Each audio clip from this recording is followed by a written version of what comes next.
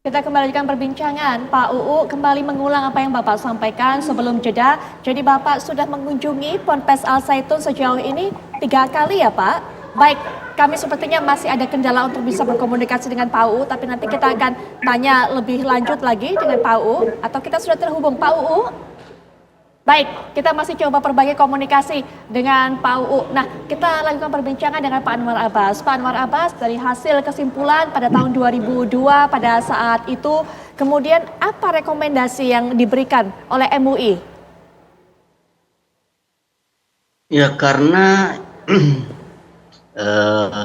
masalah yang ditimbulkan oleh pesantren Al Zaitun ini sebenarnya terletak pada sosok Panji Gumilang ya.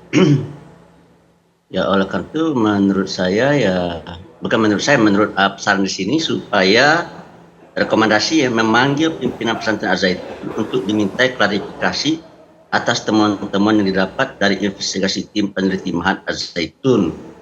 Yang kedua, rekomendasi dikarenakan persoalan mendasar Mahat Al Zaitun terletak pada kepemimpinannya, diharapkan pimpinan harian MUI dapat mengambil inisiatif dan langkah-langkah konkret untuk menaik kepemimpinan di Mahat Al Zaitun.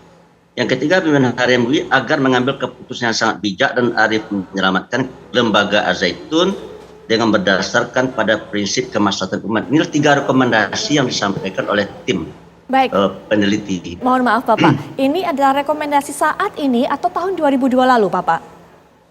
Tahun 2002 yang lalu. Kalau baik. sekarang kan belum ada kesimpulannya karena tim masih bekerja kan. Baik, betul. Nah, hasil rekomendasi itu kemudian diserahkan kepada siapa pada saat itu dan apakah ada tindak lanjut Pak? Ya ada tindak lanjut, tapi kan Saudara Panji Gumilang itu kan tidak menghormati MUI kan. Jadi dipanggil bagaimanapun dia tidak akan datang. Karena dia menganggap dirinya sangat kuat. Oleh karena itu saya terus terang secara pribadi, ini pendapat pribadi ya.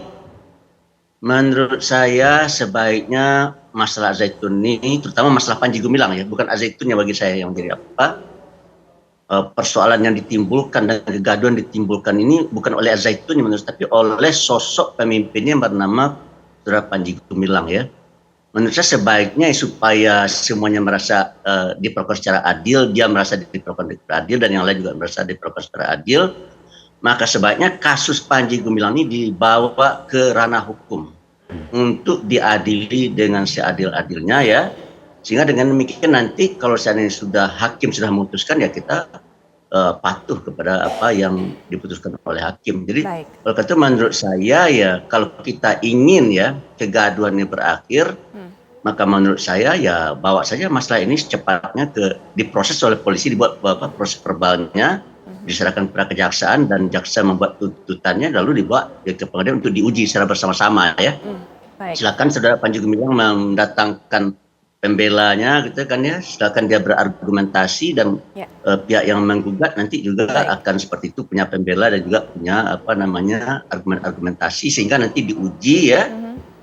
Sehingga nanti hakim bisa memutuskan ya mana yang benar. Ya. Baik.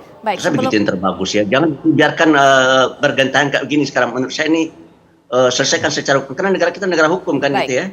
Baik Pak Anwar. Itu sebaiknya saya secara pribadi saya menyarankan kasus ini sebaiknya dibawa ke ranah hukum. Ya, sebelum nanti Pak Trubus bisa berikan pandangan mengenai bagaimana jika ini dibawa ke ranah hukum, saya akan kembali lanjutkan perbincangan dengan Pak UU terlebih dahulu. Pak UU kembali tadi menyinggung apa yang Bapak sampaikan. Jadi sejauh ini Bapak sudah sempat berkunjung ke Al Zaitun 3 kali ya Pak, dan baru sekali atau kunjungan yang terakhir lah yang membicarakan mengenai video viral yang dilakukan dalam Al Zaitun. Pada saat itu, pada saat bertemu dengan Panji Gumilang, apa Pak tanggapan dan reaksinya? Ya, Pak Panji juga kan menjelaskan pada kami begitu. Ya, kami dengar apa yang dijelaskan oleh beliau, termasuk juga tentang madhab Bung Karno gitu kan. Kemudian tentang sholat yang di jaraknya agak berjauhan dan yang lainnya.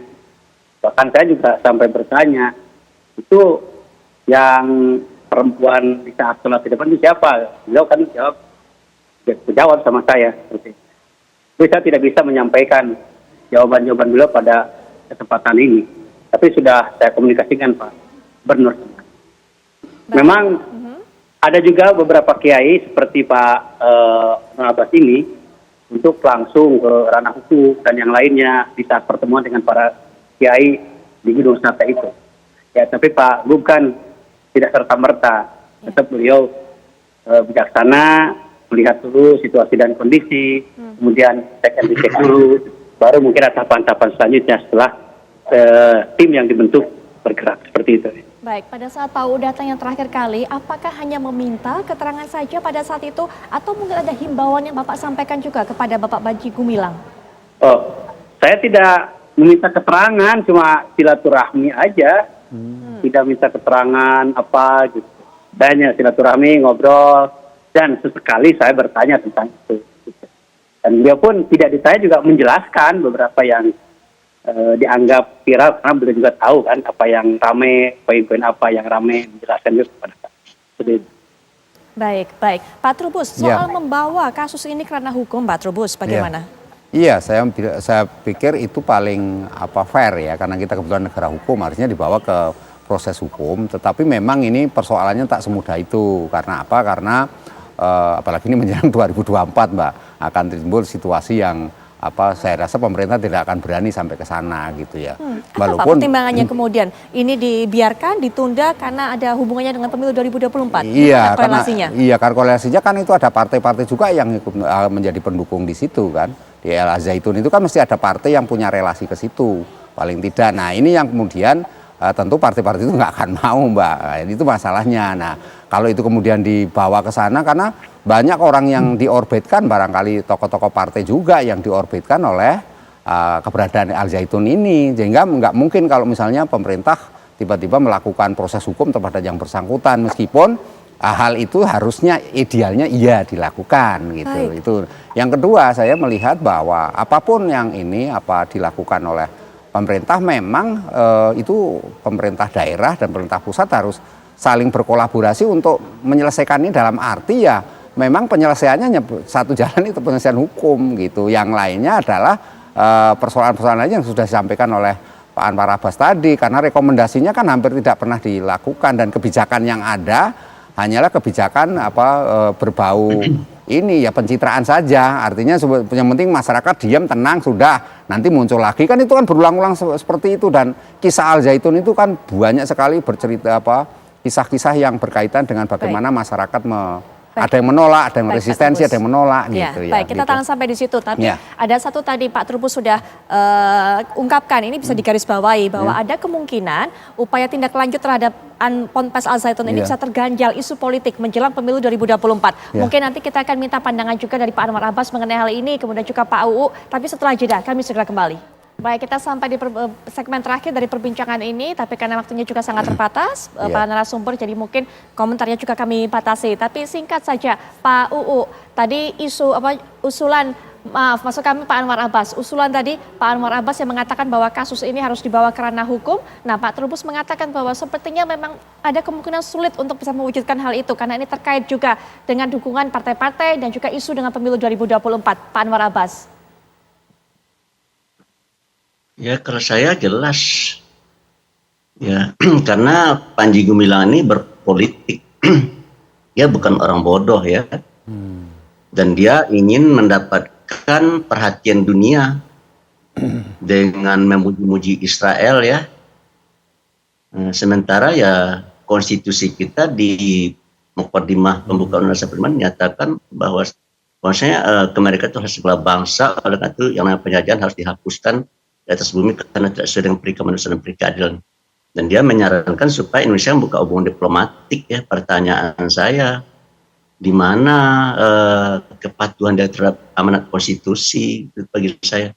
Jadi oleh karena itu memang saya terus terang saja ya, memang berat dugaan saya ya, apa yang disimpulkan oleh tim peneliti di tahun 2002 itu ada indikasi kuat dia ingin menciptakan negara Islamis itu ya sangat kuat. Oleh karena itu bagi saya supaya tidak menjadi perdebatan ya, sebaiknya ini dibawa karena hukum. Biarlah hakim nanti yang, misalkan kita beradu argumentasi ya, beradu data dan fakta ya, dan nanti kita persilakan hakim yang memutuskan siapa sebenarnya Panji Gumilang ini gitu.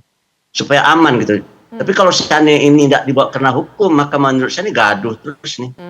Jadi ini menurut saya tidak baik dan tidak sehat ya. Padahal kita punya mekanisme penyelesaian masalah yaitu lewat pengadilan. Kenapa persoalan ini tidak dibawa ke pengadilan gitu?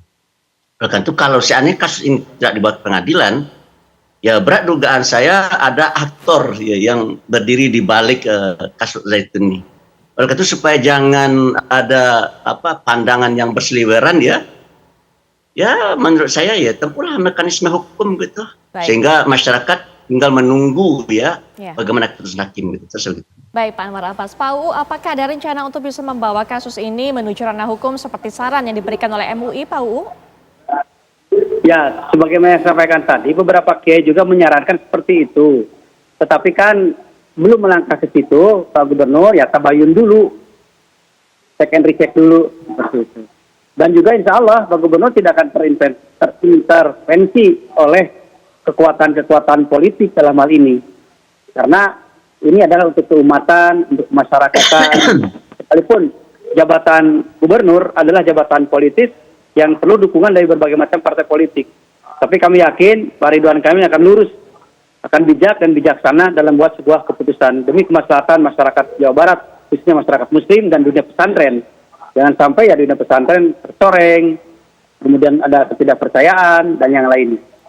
Jelas Pak Gubernur tidak akan ada nuansa-nuansa politis sekalipun beliau ada jabatannya jabatan politis pada hari.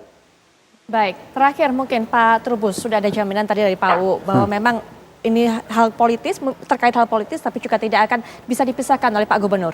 Iya, menurut saya memang ini gubernur tetap harus bertindak tegas gitu ya. Bertindak tegas dalam hal ini adalah bagaimana membuat kebijakan itu bisa diterima semua pihak gitu. Karena kan ini menyangkut peserta didik juga yang begitu banyak jumlahnya kan. Kalau misalnya kita gegabah dalam hal ini kemudian langsung proses hukum, semuanya akan muncul satu resistensi, penolakan juga luar biasa. Yang kedua, memang ini harus ada satu keberanian juga dari pemerintah pusat untuk menegakkan aturan yang ada, karena memang ini sudah ranahnya sudah jauh ya, dalam arti tidak saja ada ujaran kebencian, juga penistaan agama, tapi juga ada tanda-tanda makar juga di situ, dan itu sudah berulang-ulang disampaikan oleh berbagai pihak. Nah, karena itu memang penyelesaian hukum menjadi salah satu penyelesaian yang paling bijak. Baik. Gitu, Mbak. Baik, Pak Trubus terima kasih sudah memberikan pandangan. Pak Anwar Abbas juga terima kasih Bapak sudah meluangkan waktunya. Demikian pula untuk Bapak UU Ruzanul Ulum. Kita akan terus tunggu Pak bagaimana tindak lanjut dari kasus ini. Selamat malam pada para narasumber.